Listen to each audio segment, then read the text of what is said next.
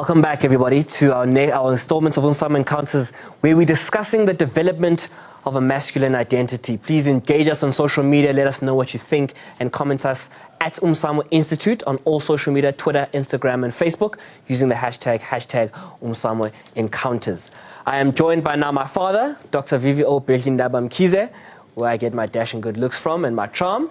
I'd like us to discuss what Jamie spoke about, and I think it's very important, and it's the one thing that I've struggled to come across in the literature, is the psychology of the failure of a black man or a black boy, and how that affects his development. Because I think that unpacking that will make us understand the relationship, or our interaction rather, with women and successful women, and why black men or successful men are so intimidated by successful women. So baba, angazi noma ungasichazela kabanzi ukuthi umfana ukhuliswa kanjani to overcome this psychology of failure. Thank you very much, and welcome to my old friend here, Chain, and also his son, you know. So you can see that we produced, all right? And also to Jamie here, you mentioned something very interesting about that we haven't engaged ourselves as men on the psychology of failure, particularly in nowadays. Now, if I look from where I'm coming from, I grew up in rural areas where I was trained as a young boy amongst other young boys in Tabeni, and there was Ingwele, and we were taught manhood. We were taught that when we grow up, we must be responsible. Now, the responsibility used to start by looking after amazinyane embuzi, and looking after the goats, and also the calves, and also the cattle. If one cattle is lost, you'll be worried as a young boy. And also we're trained to respect the moment the other young man wakhula entabeni nakhathwa, you will respect him. And the moment, and also we used to be told that we have to respect our sisters, umuntu wesifazane. Now, that actually, whenever we go to school, with an understanding that the education system of that time was under apartheid, and actually nothing was being taught about manhood, which is actually happening even today. There's nothing that is being done. Our education system is worse. Now,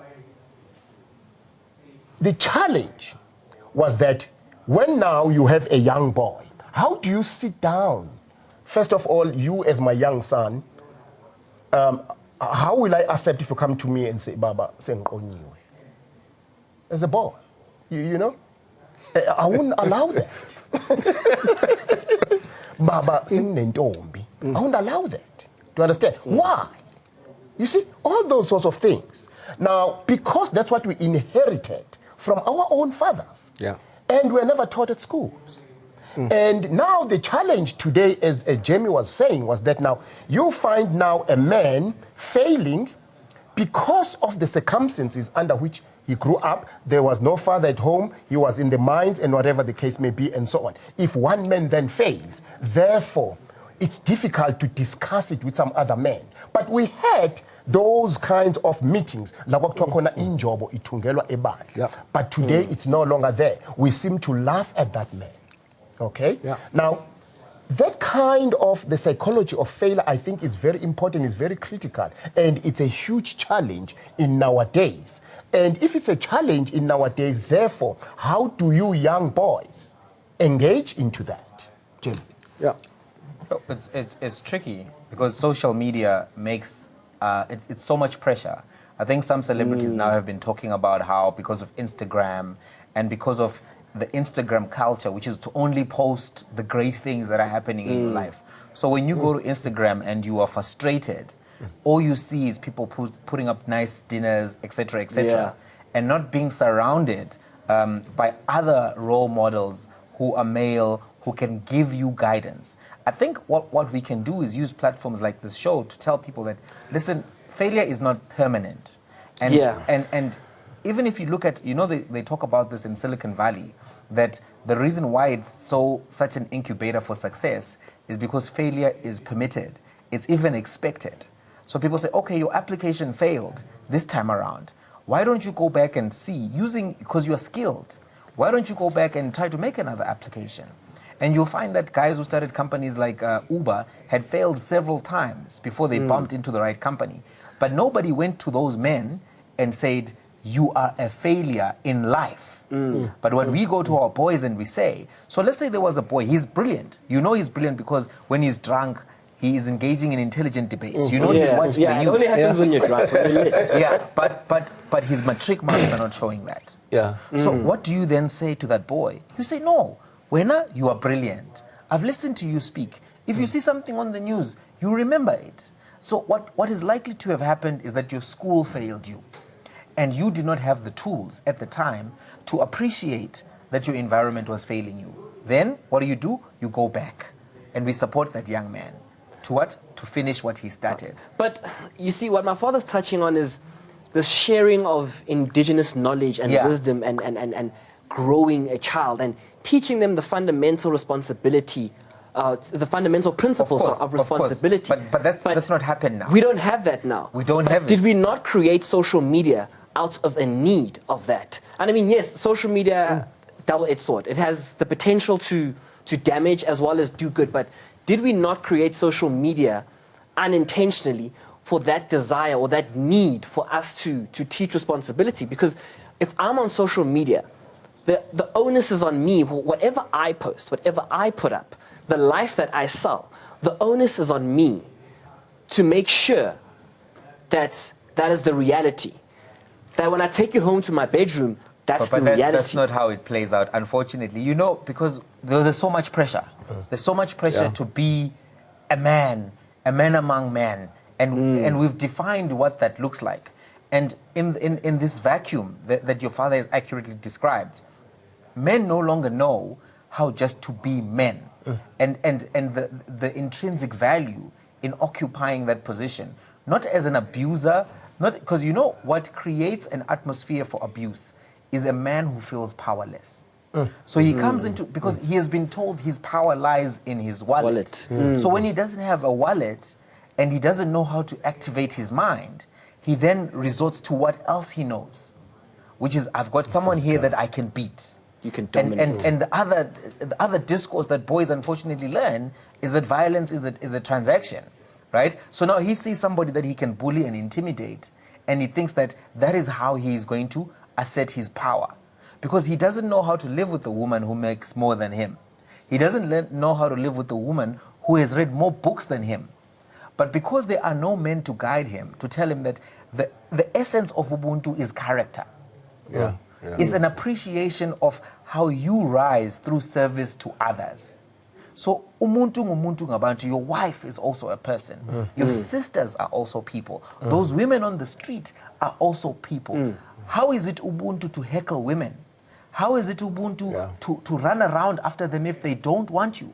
Ukushela was not based on force and coercion. It was based on the beauty of your poetry to a young woman. You had to impress her. And if you failed to impress, you had to move on and work on your lyrics. But now, in the absence of example, in the absence of positive reinforcement, some of these men, and I'm not justifying it, I'm understanding that psychosis. Because if you read Malcolm X, before Elijah Muhammad reached him, he was the very same predator to society that we often diagnose.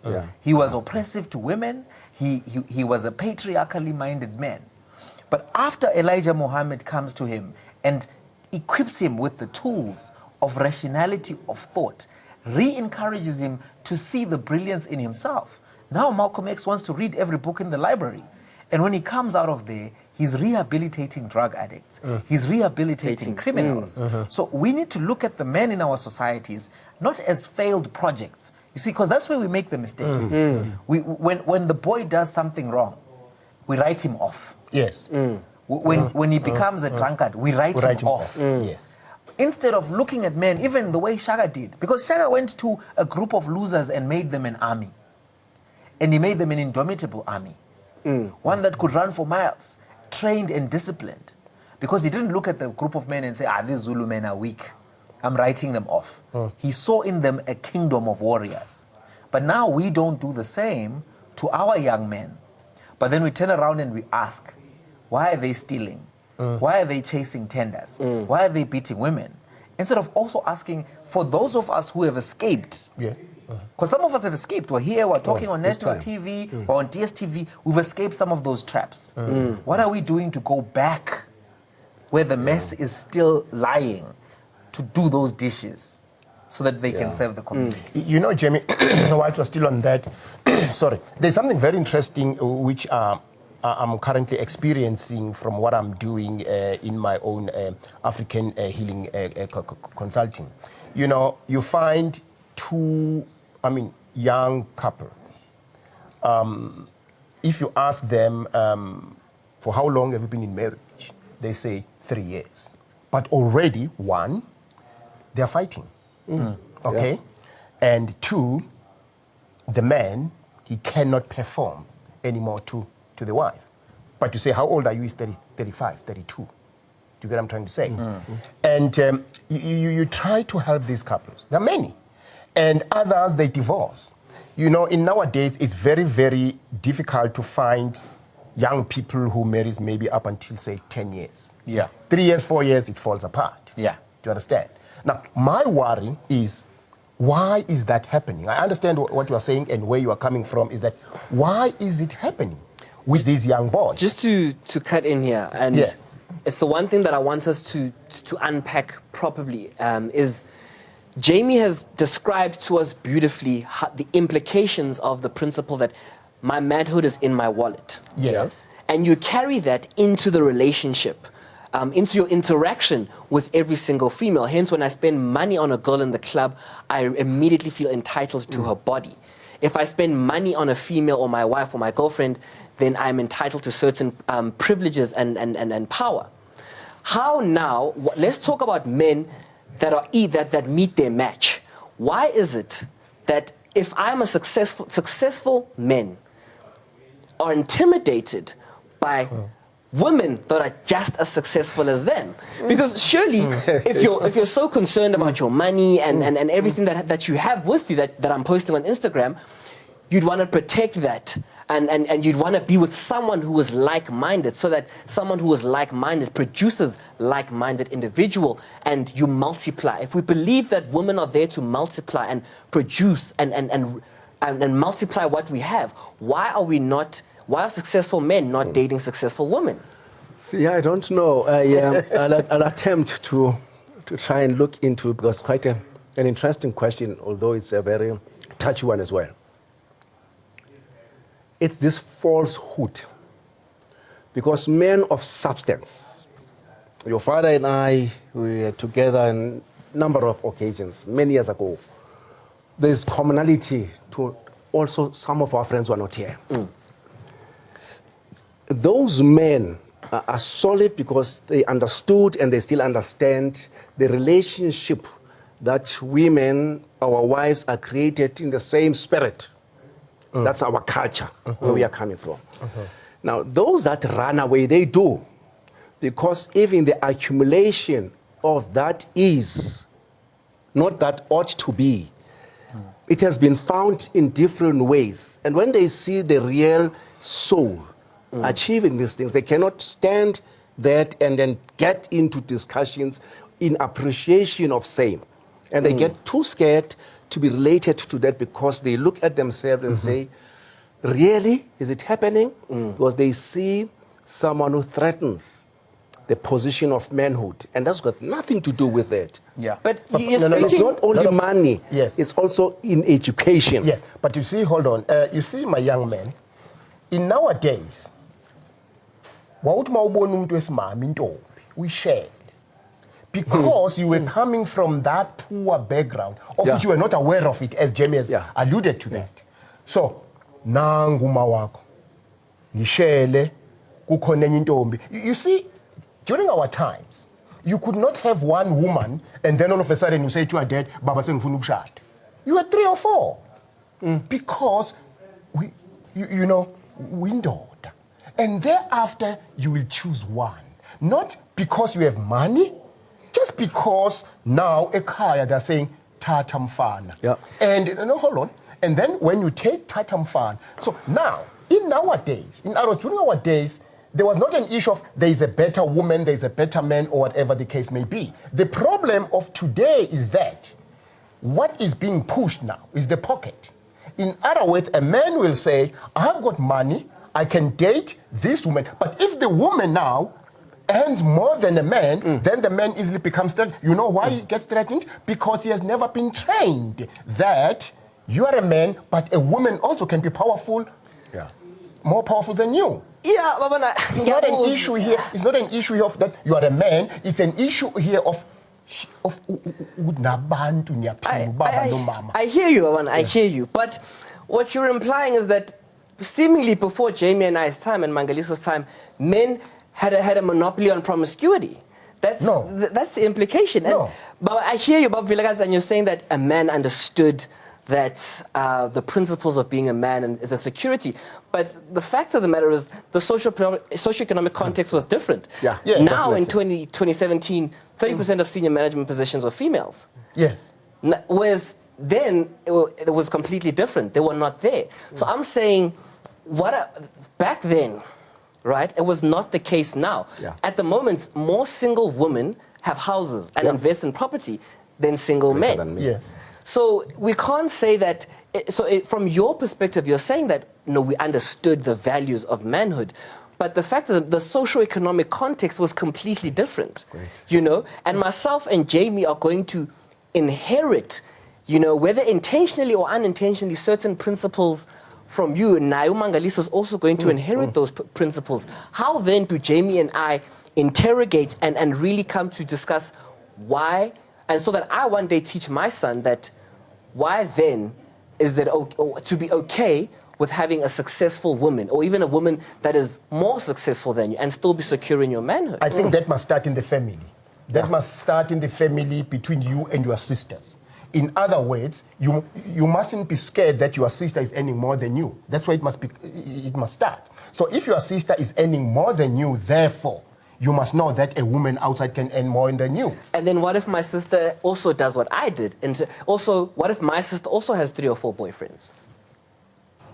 Your sister has got 3 or 4 boyfriends. Yeah. So what if my sister? So if we are talking about so if we want to remove this monopoly on promiscuity that men have, and we want to talk about gender equality and have an honest discussion, if I as a man, whether I have money or not, I can have 2 or 3 or 4 or 5 girlfriends, why then can't my sister do the same thing, regardless of the size of her wallet? I think my take, I may not be addressing that because, however, my take and Bo Mangaliso, the rest, my boys, I sit with them from time to time. We have what we call cookout every month, where it's a month end for him and his brothers to cook. It's a mixer, the sisters, and so during those dinners or lunches, we get together and say, guys, in terms of abuses, we teach, we talk, we communicate freely to try and then get the sense where they're coming from. And I told some of them from time to time, because what Vivio is saying.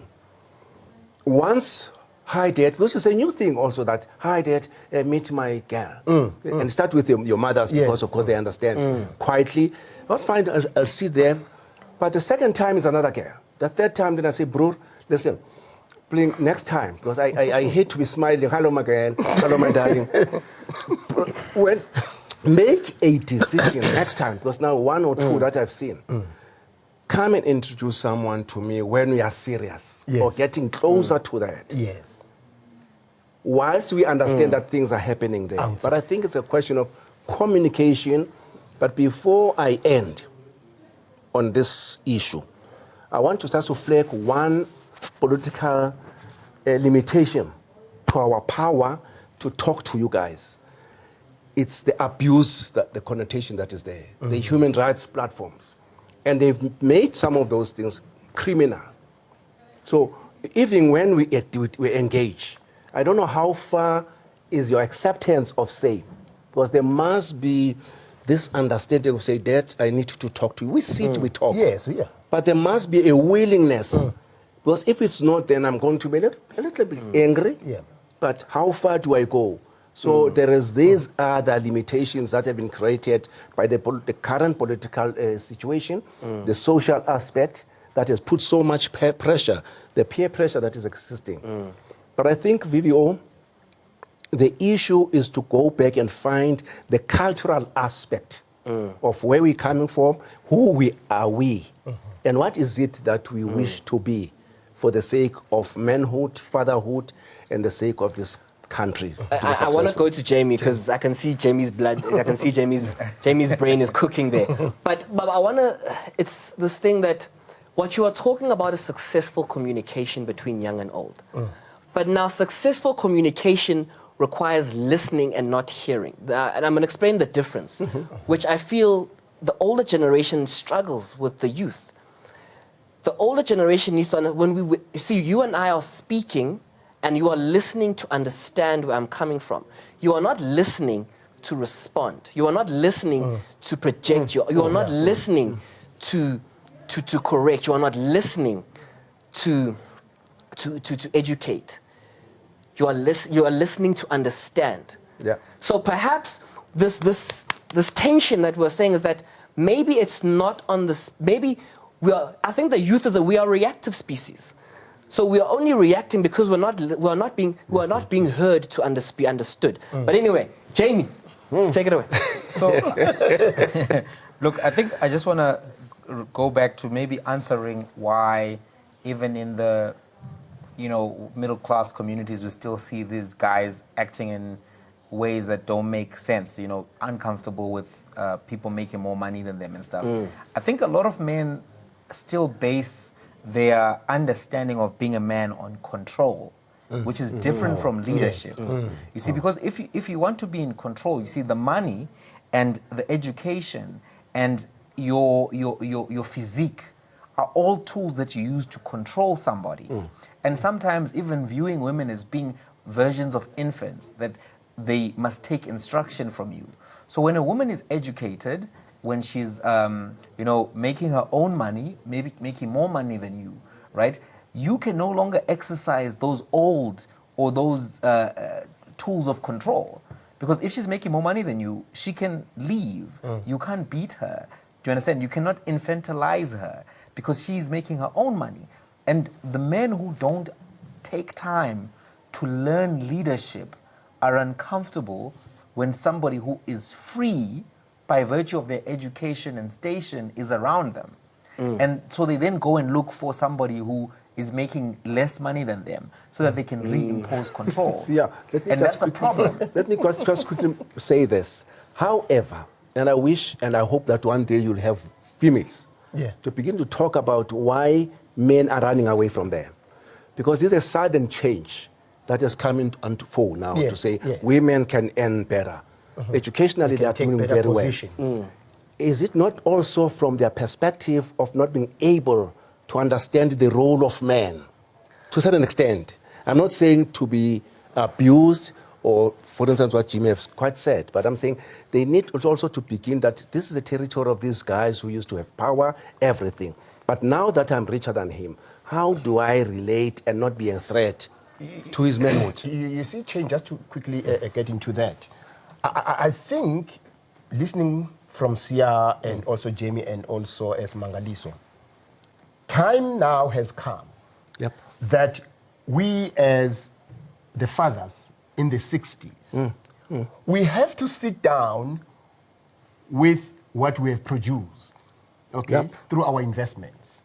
Because if you take what he's saying, a young man now is telling you that there must be a difference between listening and hearing. Do you understand? Correct. Because of where they are coming from. The advantage which they had, which we never had. Okay? Now you are going around schools, creating debates, which is beautiful. Things that were not there during our times. I think in our communities now, we have to bring the fathers in the 70s and also be taught by the young man. That is why they used to say, Inkunzi isemathole. Do you understand? And amakhehla in the olden days, sometimes they will say, mfana uzala, engathi uhlakaniphile wena hlala la. So they will bring you closer and then they will listen to you. Not that it never used to happen, but I think time now is right that it has to happen. Yeah. And we have to listen, because a father who is sitting at home now who says, I can't listen to this young man, he's wrong. Yeah. A father today who says, no, umfazi akwazi ukuhola ngaphezu kwami, akwazi ukungiphatha, that is wrong. Because it's because where we are coming from. Today, dynamics have changed. Not that they've changed today. It used to be like that, but it was eroded by the system, apartheid system. Yeah. That is why I always say, if we talk about women empowerment, I said, no, that is wrong. A woman was empowered and is already empowered. It's up to us. How do we understand the word empowerment? Jamie, end us off, man. So, look, I think we need to have conversations with young men, and I think we need to not give up on each other. Because I think a lot of times men don't take a lead in these conversations. Yes. They only take a lead when they've been caught doing something wrong, and then they want to go to a women's march and go to a Not In My Name march. But we should be having these conversations with young men with the view of rehabilitating them, those who need rehabilitating. And old men. And old men. Yes. And cultivating talent. We shouldn't quit on each other, and we should continue to challenge young men to a higher standard. And that standard has always been there, and that standard is Ubuntu. It's service of others that creates the self. How then do we create this practically and simply? With your experience and working with your community, how then do we create and perpetuate? I'm going into townships to teach kids the skills of debating so that they can begin to appreciate the nature of social justice, the nature of principles such as patriarchy and why they are harmful. But I'm only one guy. I think we can all, and this platform has done that to a certain extent, we can all go back into the communities where we are needed and be boots on the ground. Because remember, we've said that the homes are broken and the fathers are absent. So there's a vacuum of role models, there's a vacuum of examples. Sometimes it helps to know an example. Somebody who says, look, I was in a situation similar to yours, and you need to get your stuff together, stop doing and thinking these things, and progress with the life that is a better version of what's accessible to you. Thank you very much. Ladies and gentlemen, viewers of Umsamo Encounters, thank you so much for spending time with us and really engaging in this topic of the development of masculinity. And I hope you see agreements and disagreements and what successful communication between father and son and how it can really build the relationship and really define what kind of masculinity you want to pass down. So you as a father, think to yourself, what kind of relationship do I have with my child? Do I listen to him to understand, or am I just listening to him to hear him, just to impose my views and impose my opinions on him? As a son, are you reacting, or are you actually listening to your parent as well? Are we willing to be reciprocative as well? Thank you very much. Good night.